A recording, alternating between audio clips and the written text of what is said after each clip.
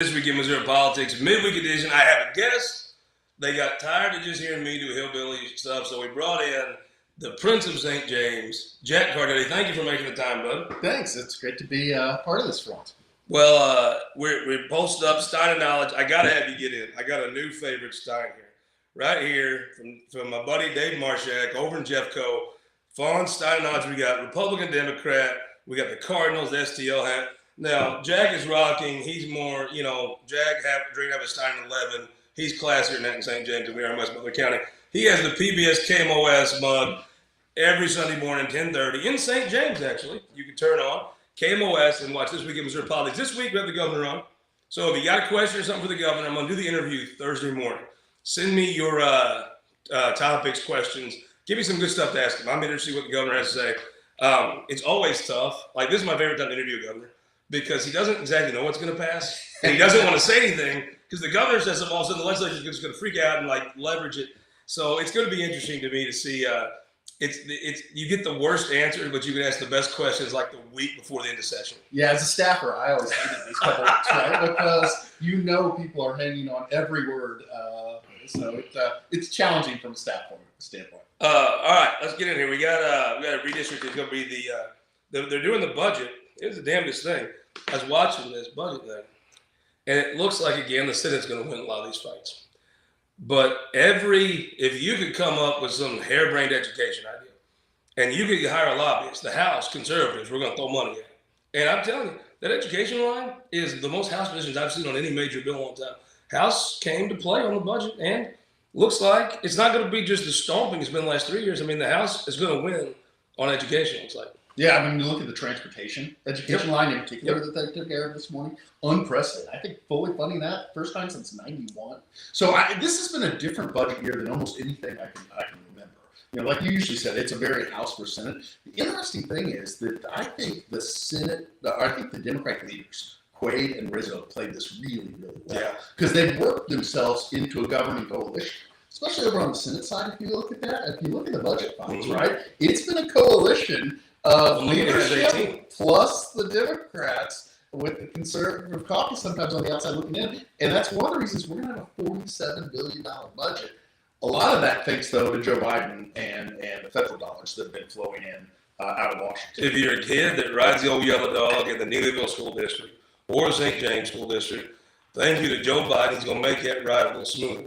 Yeah, one of them buses. I'm a little jealous. The 2 times I was in the governor's office, we were trying to cut hundreds of millions of dollars or whatever. Now you have unprecedented amount of federal dollars coming in for education, for infrastructure, for workforce development, and for public safety. It's just something funny. When the state has money, Aries pizza's fresher, the trees out bloom a little prettier. Everything in Jeff City is better when the state has money. When they don't have money, it's a dour place to live. Yeah, it really is. It's a different, but there's just some unique circumstances this year. And I think some of those, this is probably a more bipartisan budget than we've seen in a long time. I would say that this is the best 2 minority leaders since Kinder and Hanaway. I mean, Kinder and Hanaway obviously had a lot of political more than governmental, and the politics aren't really out there right now for Democrats in the state to play. But as far as talent goes, Rizzo and Quaid might be the 2 most talented minority leaders I've seen since Kinder and Hanaway. Yeah, and because they're very strategic, right? They pick their battles, but they also will work with Republicans, like on the budget, to get things done that they care about. So let's talk about redistricting. Had a question come in today about redistricting. Had a really interesting, Brian Gellner, running for state senate. He wrote, this is good politics. He wrote, "Let's make Webster whole again." And Webster's the 4th Senate district he's running in. And I tell you, I don't have there was an interest, the way this unfolded, people were like, well, the speaker wants his county in one district. Hard to argue that, right? If you're in DeSoto or Hillsborough, good for them, right? But if you're, the rest of the state, somebody's eyes going to get bored, right? Then Andre come out and said, I want St. Charles in the congressional district. Well, the way the geography is, St. Louis has a spill out, right? It can't go into Illinois, and it's got to have to go through somewhere to get that other district. So everybody kind of dogged Bob Onder for doing the same thing the speaker did. I have a hard time dogging someone who wanted to keep their county together. Yeah, this is really, we're going to end up being the last state in the country, maybe, to pass redistricting now, right? Or it's going to go to the courts and they're going to run it. And what usually happens here, we saw a little of it 10 years ago, right? When a state either loses or gains a congressional seat, that's where you see the real friction. That actually isn't the case this time. Nope. We're 8 seats, staying with 8 seats, but still can't come to an agreement. And it's that disagreement within the sort of Republican caucuses that are causing. The question is, do they put that away because of the fear of the courts and the judges writing the maps, or do they continue to not? Well, I mean, I think the House has blinked first, because the House could probably, if the Speaker could have Jeff County whole, he could do a deal that makes that happen. Could he pass it? I don't know, but he could do a deal. Onder right now would most definitely not get St. Charles whole if a judge. I mean, the chance of that seems very slim. Jeffco is likely to get busted up too. Maybe not to the same extent. I think if you're Vescovo, you can get a deal that's better for you in the courts. If you're Onder, you can get a deal, but both of you can't get your deal together. Sure. Can the two of them work out a deal where they will give a little? I don't know. I mean, the House map, I really thought, I mean, when they first did the House map, I thought that looked pretty good. That was pretty good work. And Dan Shaw came to the Senate. He took a pillar. But every day since that Senate hearing, Dan Shaw's looked better because nobody else could pass a better map. The Senate map was a joke. I mean, that was really ridiculous. I mean, you could have took kids with crayons and drawn a Senate the map. They have Pilot Knob in town and country. Now, you know, that makes no logic to anyone. You split the Webster County Courthouse. I mean, when you're down to such ridiculousness, maybe the judges do a better job, right? Yeah, I mean, the interesting thing here is, as a state, we didn't have all that many problems dividing up the state into 163 House districts and 34 Senate districts. That's a hard thing to do, right? Dividing the state up into 8 congressional districts ought to be easier than that. But that's when you see sort of personalities come into play and people trying to protect their own district. And the other thing that's interesting here is you have people that aren't going to end up running for Congress, trying to make their perfect congressional districts a lot of time. And I just think that really is interesting. But dividing the state up into 8 is not as easy as it looks. Well, I think if you're going to run that, you take care of Cleveland. I don't think there's a hope in hell the court's not going to take care of Cleveland. Now, I think you can make it. This is my thought. So the way I've seen this go, the federal court kicks it to the state Supreme Court to drop, right? Because they want a state to drop. That's how they've done it in some of these other states. If you're a Supreme Court judge right now, one, you don't want to do this. This is not a favor to you. You are not sitting there thinking, I'd love to get in the middle of the legislature's thing that they couldn't even do. This is not a favor. No one over the Supreme Court's like, oh, please, we'd love to do this. They like separation of powers. Yeah. So I think what you do, what will come out of it, will be, I think what they'll end up doing is they'll go and they'll flip out and they'll make these districts more competitive. I think you'll see Cleaver's district, still be Cleaver's district, be a little more competitive. I think Ann's will be competitive. But to make Cleaver's more competitive, you have to give the Republicans around him more Democratic voters, which they don't necessarily like, right? And that's always the rub when it comes to redistricting. I think right now you have a Senate and a House that lean toward their own, the Speaker and Senator Onder's personal ambitions, which again, people go, oh my God, clutch their pearls. Bullshit. That's just the way it goes. That's just politics. And I don't know why people want to look down on Senator Onder for doing the same thing half the other people do. I just don't get it. Now, do I think the 8th district should have St. Louis in it? No. All the Jeffco people should be in their own district with the St. Louis people because that's what they are. I know that theoretically someone says there's a place called Arnold. There's not. It's just St. Louis, right? From about the Crystal Tavern in Jeffco to Wentzville is St. Louis. It just is. We always refer to it as L.A., Lower Arnold. Yeah, from Lower Arnold up is well, there's Jeff County, which would be like Herculaneum's, it's virgin, but south of Herculaneum, there's real Jeffco. Sure. That's Hillsboro, DeSoto, Festus, Crystal City. We once made a good commercial in DeSoto. We made a handful. So. The best commercial I ever saw in politics. Because I've seen commercials, but a lot of times they're safe races. Governor Nixon in khaki pants and a green shirt with a background that made sure it was not a city. I don't know where it was, but it was a country area saying Washington's broken. Yeah. We all know it. Here in Missouri, we're better than that. Distancing himself from Democrats while being the nice guy, making sure you knew he was from DeSoto, not St. Louis. Great commercial. First 2 words in that ad, unlike Washington, comma, which is you can never go wrong, Republican, Democrat, if you make an ad that says unlike Washington, especially if you're an incumbent, you know. So I'm going to bet right now. So next Friday, 6 o'clock, Do we have a redistricting map done, not a legislature or not? Bet you cold beer, I'll take no. I think they will. I'll bet you a cold beer. Now, the House is blinking. They're holding a hearing today. Yep. Guess who's coming to testify?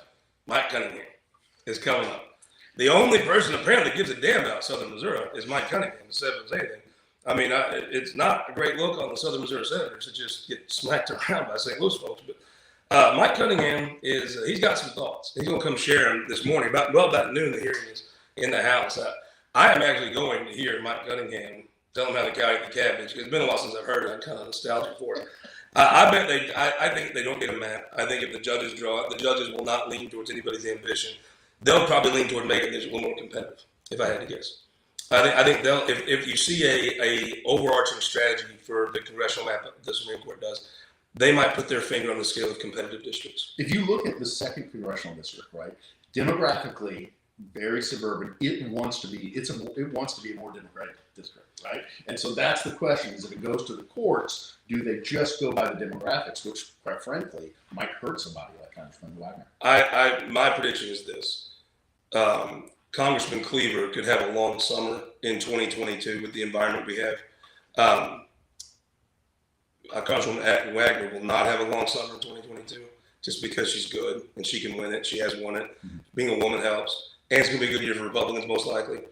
Now you go. But what happens when she's not the candidate? I think they lose it. You can stretch this out. Let's say, 24, 26 could be different years. When you stretch it out, Cleaver has a more comfortable summer than Ann does if they make these competitive. Cleaver's worry is right now, first time he runs in a new district, bad year. I think he's probably fine. Yeah. But he's going to have to work it probably if it's more competitive. And Wagner, because of the environment, is probably fine. But later on, it gets worse. Yeah, that's good. So you're saying there'll be a map? I bet. Yeah, we'll win either way. We'll play it. Let's slide down the list here. First of all, if you're coming to Jeff City, do yourself a favor. You're having your conference, plan your summer event. Don't go somewhere else. Go to the Courtyard by Marriott. Don't go to the JV hotels. Go to the nice one, the new hotel. They got this awesome golf cart that will ferry you right over to the Capitol, wherever you need to go. I'm telling you, I've been saying this for 2 weeks now. Go to the Courtyard, plan your event there, give them a call. Just give them a call and say, I'm thinking about it. Watch them roll the red carpet out for you. If there's any problems, you call Mark Randolph or you text me, 429-5770, and we'll get Randolph on the phone. Take your conference to the Courtyard by Marriott. You're going to buy me a beer. You're going to see me at Grand Cafe somewhere, or maybe over High Shoe Pub. And you'll be like, oh, Faughn's the one that told us to do this. And I'm going to collect beers off this. I'm really doing this pro bono to collect free beers from people thanking me for not going to the JV hotel. They went to the varsity place in the Courtyard by Marriott. I think a lot of people that work and live in Jeff City were interested in what happens to that old Satan area property, right? Yeah. Sort of old historic property, right? I mean, almost the entrance to the city there. It's a very prominent place where I think a lot of people were worried what's going to happen to that when they move or whatever. The fact that they've been able to redevelop that, it's such a nice location. It's really good. It's first class. Yeah. They really did it right. And they can have now you can't have 1,000 people, but if you have a couple hundred people at your convention, it's the perfect spot. They have everything you need. Let's talk about these congressional races. The congressional races are I mean, to me, a microcosm down in the 7th. You've got Senator Watson, probably gets your old traditional Republicans, your Mavis Busick Republicans would be with Senator Watson. Chamber of Commerce. Yep. The folks that made it Republican and kept it Republican. Eric Burley's more of a movement guy, maybe targeting some younger activists. Has Axiom, has put together 2 really good, solid fundraisers. They've got Mike Moon. And people underestimate Mike Moon every time. Yeah. Every time. Now, Mike Moon, he's raised $100,000. He comes to your door. He's well-dressed, perfect gentleman, probably the best on the doors of any of the candidates. Comes to your door, is a conservative, and knows what to say. He's a nice person. Mike Moon is always underestimated, and I think it'll be the difference in this race. Well, I was going to say, I don't know, and maybe I'm going in underestimating him. I don't think he wins the race, but I think he might dictate the outcome. Right? If it's a 2-person race, Burleson and Lawson there, how many of those votes does Moon get, and who does he take from? Right? I think he takes from Eric Burleson. I also think where he's not the type that's going to go and do some political deal with you and do a switch up, right? He's not the kind of guy that says, well, I'm not going to run to make it easier for you because we agree on something. He just doesn't play those games. Right or wrong, he doesn't play.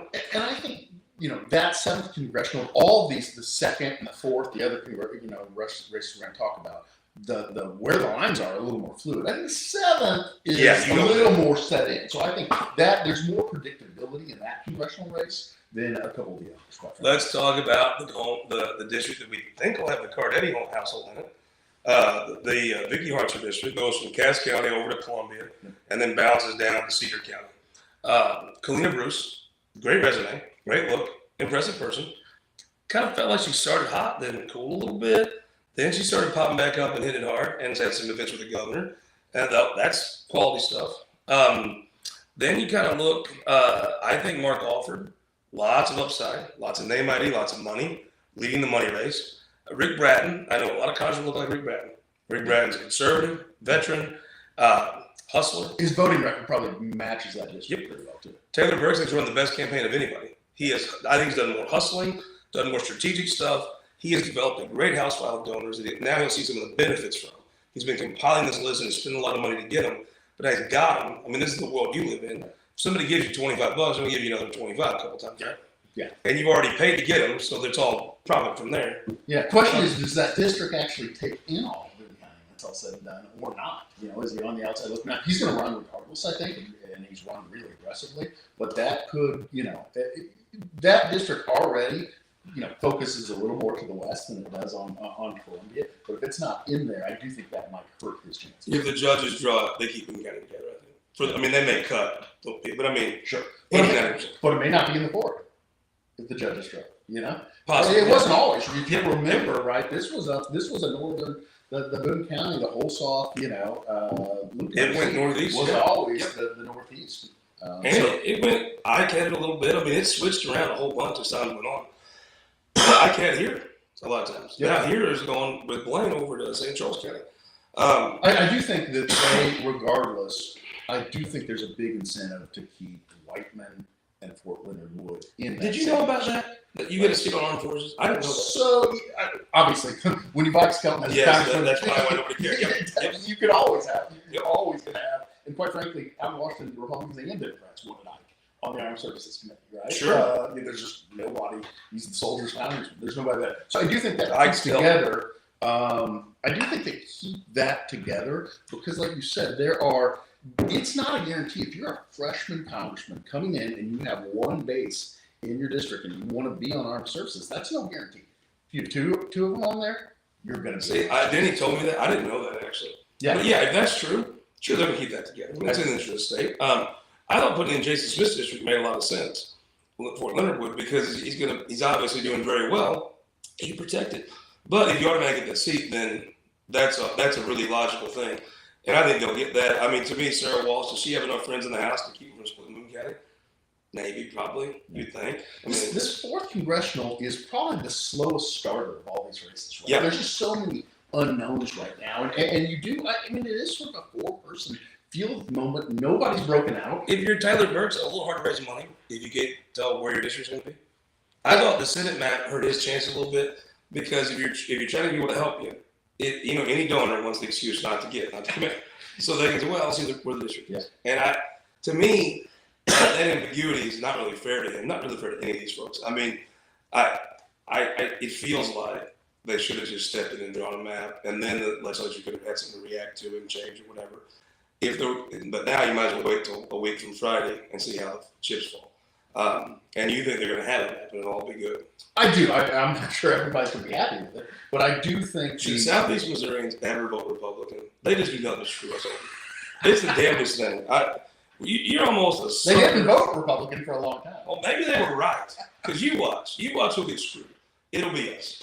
The fools that vote Republican every time there's an election. I mean, at some point, we're going to have to open up a second asshole from all the times we get kicked in the ass. And we just line up for them, just like suckers. We don't even complain. We say, thank you, sir, we have another. Libel. Now, you can push libel around. I talked libel last night. You don't push Doug around. So Alex, that's about the that's Congress. You heard it from the expert. Talk President, U.S. Senate here. Wrap up. Remember, if you're gonna come to Jeff City, do it right. Go to the courtyard. They got this great shuttle take you right over if it's raining, it's cold. Right, Capitol, downtown, wherever you need to go. They will do you right. Guzzy likes the pool. That's his favorite thing. He could care about anything else. The pool is where he likes to go. Go over to Courtyard by Marriott. Come in for the weekend. You come for the State Fair. Stop over and see the Capitol on your way. Book at Court. You can find the link here at the bottom on this podcast. President, this is Pat. Who wins? Who runs? Joe Biden running? I think Joe Biden does run. Me too. And I don't think Trump will run because it doesn't make him money. If you look at why Trump does what he does a lot of times, right? It is self-enrichment. I don't see how him running helps that at all. But it's a problem for the Republican Party because the more that he sits out there, and if he doesn't run, he's not going to tell you that tomorrow. Sure. Right? He's going to hold on to that power as much as he can. Or whatever. Well, and I do think that puts whoever their candidate is, whether it's DeSantis or whatever, at a little bit of a disadvantage there. I'm not a Joe Biden hater. I think he's a good man. I don't know that things have went that great under his term so far. I don't know that there's some successes unquestionably, the transportation, all those things. I'm not a person that hates on Joe Biden. I don't think candidly it's went well. And I think maybe when he has a Republican Congress to push off on politically, it might turn some things around. But I'm not sure this is how they drew up the script of how this would go. If we were sitting here, though, in May of 2010, you'd be saying the exact thing about President Obama. And what happened in those midterms. And you saw those midterms. And they were, I think I cried myself to sleep that night. You know what? You're right about that. That's right. And it was the same exact situation. The thing is, some of the policies he actually put through those first 2 years started to pay political dividends and economic dividends in the last 2 years of his term. I think you might see some of the same thing with Biden, right? They're going to start building roads here. They're going to start building bridges. They're going to be doing that stuff. It's not that visible now. I think it will be. I think it may blow the recession. And with the Republican as the foil, I do think that it sets up very similar to what we saw 10 years ago. The lagging indicator of these construction projects may be something that blunts the recession. Yeah. May come, but the floor may be a little higher because you have if you get money for a transportation project at the same time everybody else is actually putting guys to work, you're talking a year, 18 months out. That boost may come at the right time. That may be a lagging boost that really helps get through a potential hard time. I tend to think the difference in Biden and Obama. Biden was the greatest communicator since Reagan, maybe the greatest communicator of our generation. Joe Biden, I don't think he has the capacity. And I'm not one of the, I'm not saying he's sick. I'm just saying he is a likable, respectable man. He is not a charismatic man anymore, like he used to be and like Obama was. Yeah. And quite frankly, he was the perfect candidate against Trump. Right, for a lot of those reasons, right? He really was well. I think almost all Democrats want Trump to run. I think if it were up to the Democratic Party, we'd give Trump his Twitter back tomorrow, right? They did nothing but help Trump. Or whatever, but I just don't, I'm not sure as a party we're going to get that push. Tell me how, I have a feeling on Roe. This is my theory. The worst thing in the world is to get what you want in politics. They wanted Roe versus Wade to go away. Now they got it. Yeah. I think what you're going to see now is a very fired up abortion activist community, and that's going to matter to a certain extent. It's not that big. What you're going to see is a less motivated pro-life constituency. Just in the last 48 hours, you've seen a lot of activism on the choice side. I do think, look, that's going to be good. I think the other is going to be more helpful than Democrats. I have never lived in this country when we didn't have one.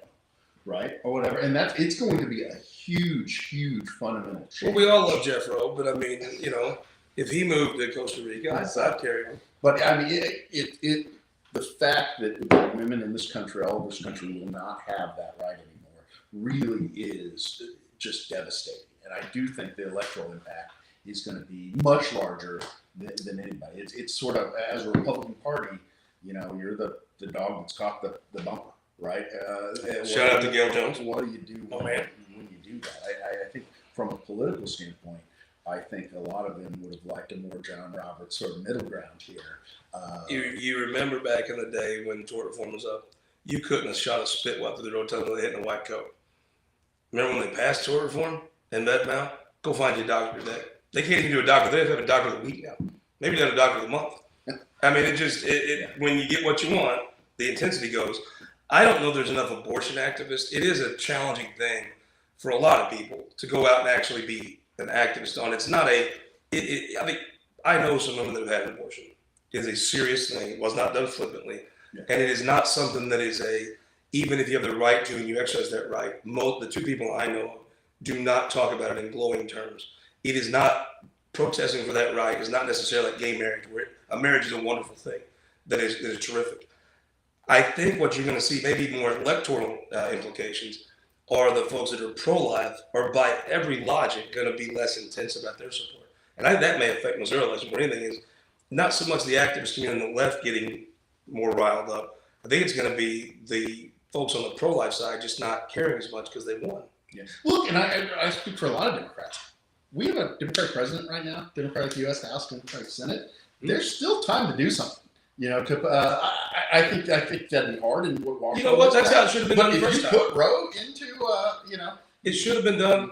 If there was going to be a law, I think this country would have been better off if you would have passed it through an electoral body. Obamacare, the biggest government change of our lifetime, was passed through an electoral body. But Scott, would you say the same thing about gay marriage or interracial, marriage? Because that's where the slippery. That's where that slope goes. I think right? a lot of people were making gay marriage legal.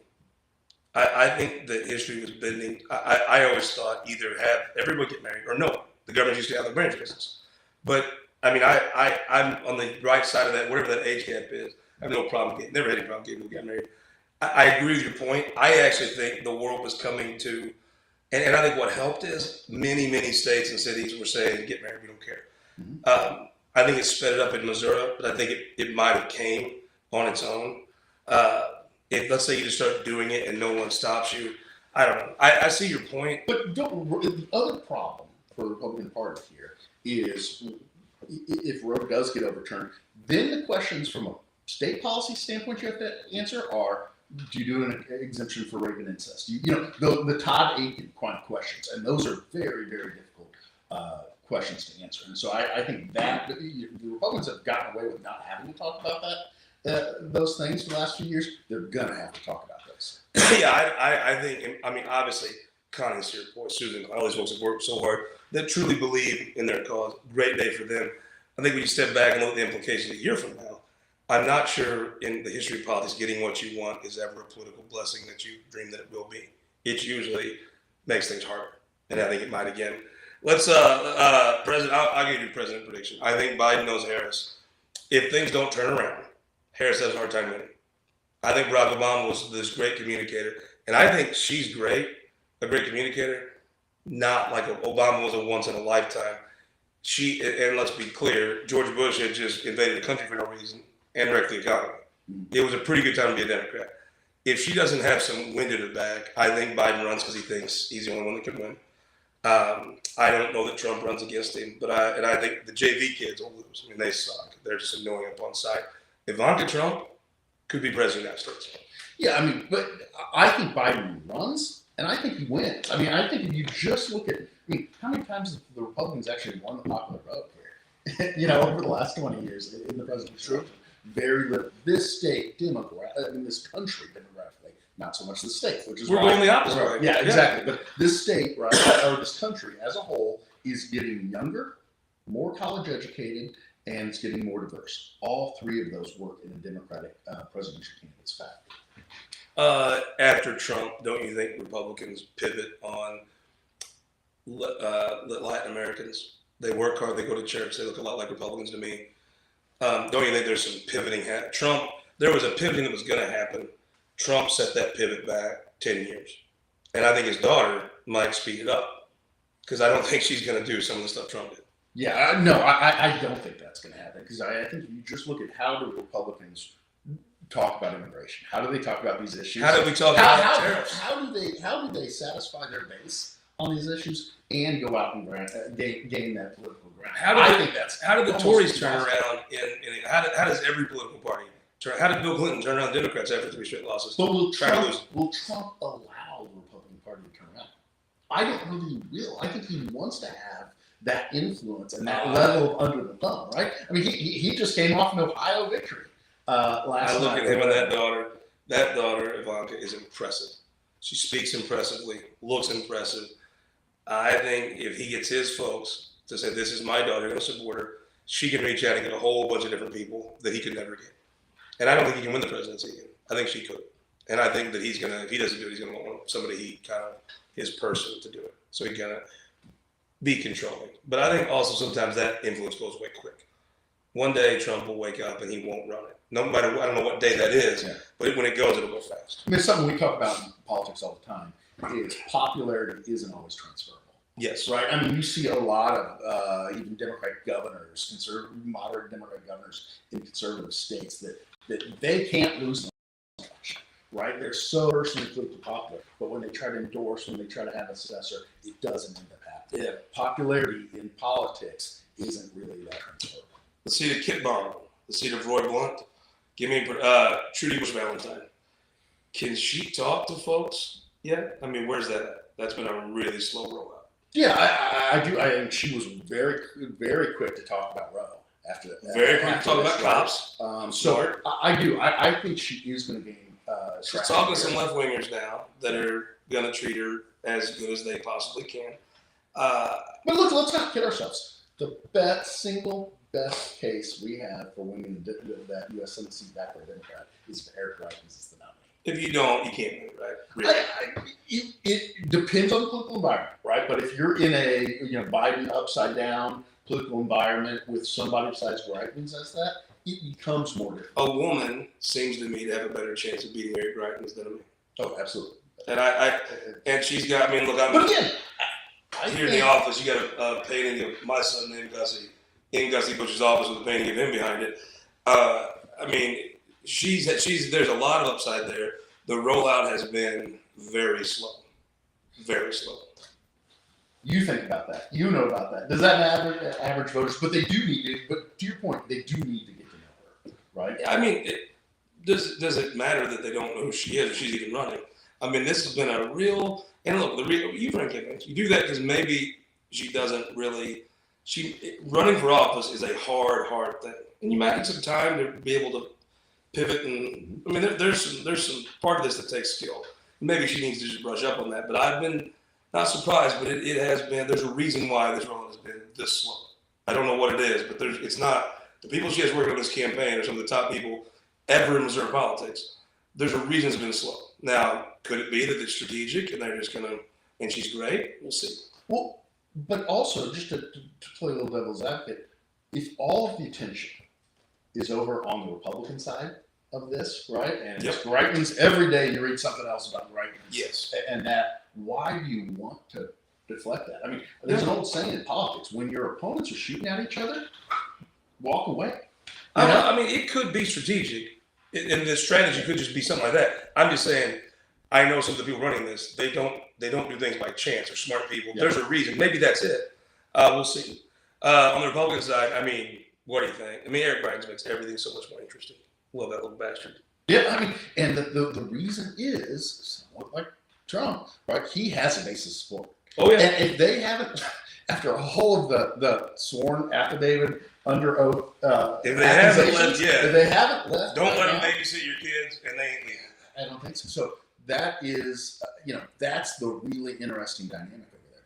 I tell you, I think, I think Schmidt and Hartzler are both in a position to take advantage of that. The question is, do they turn their guns on each other at some point? They're already. Yeah. I think it's an entry Mexican standoff, right? By Mexican, I mean Audrey and County Mexican standoff. They all have a little bit of money. Billy has a little bit of money. They're like, well, you'll attack right. No, you'll attack right. No, you'll attack right. And you make it to July, no one's done, it'll be too late. The other part is, Eric Greitens going to get 20% of the vote. Can he get a 25, maybe win? I don't know. I mean, just have to pray to our Republicans. We'll see. If you're undecided, boy, it just feels like Vicky Hartzler's got a leg up on it. If you're peeling off Greitens, boy, it feels like Eric Schmidt's where you're going to come. I think Eric Schmidt needs one more mask-like thing, and I think he's a senator. I don't know if you can get another cultural moment like that where 95% of the Republicans are on your side, and you're the uniquely positioned person to do it. I don't think the flurry of lawsuits is the ticket. I think he's kind of living off of that mask lawsuit because people care. I don't know that anybody equates suing someone to the border of Mexico. I also don't know the Republicans think just suing everybody all the time is necessarily good. Two things there. First of all, voters have very short memories. Right. Sure. What was happening in December and January isn't going to mean that. But he played that mask thing like a pro. In August. Secondly, when it comes to the all of the litigation there, I'm not sure there's 100% of the Republicans behind him. I mean, you saw over in the Missouri legislature, they pushed back a little bit on some. I'm not sure he's going to get that money. They're doing it right now. Yeah. I don't. If I had to guess, I don't think he gets more money. Let's not kid ourselves that there's universal on the political right. Yeah. There's universal praise for what he did. There's some pushback over there, and I mean, voters have very, very short memory. You remember it was the summer of '18 when Greitens resigned. The Republican Party here was in disarray forever. That was going to be the Democratic ticket. By the time November turned around, nobody would remember that. And I think we credit that to the 57th governor, the great state of Missouri, Mike Parson, rural Missouri's own. He'll be the guest this Sunday on This Week in Missouri Politics. You can watch it at 10:30 on KMOS. Again, Courtyard. Don't screw this up. Don't come up here and like want to meet with somebody and like, oh, I've got this other JV hotel. Nobody wants to meet you at the JV hotel. They want to meet you in that nice open space in the Courtyard. Meet them in the Courtyard. It'll look like you've been here before. It'll look like you're a pro. And when you see me out downtown, you owe me a beer. Dave Marshak, Sheriff of Jeff County, my new #1 absolute favorite Stein, Faughn Stein of Knowledge. Hope it brings good luck. Jack Ready, Princess St. James, thank you, sir. First time on Stein at Knowledge. Love it. Well, don't be a stranger. We will see you Sunday on television.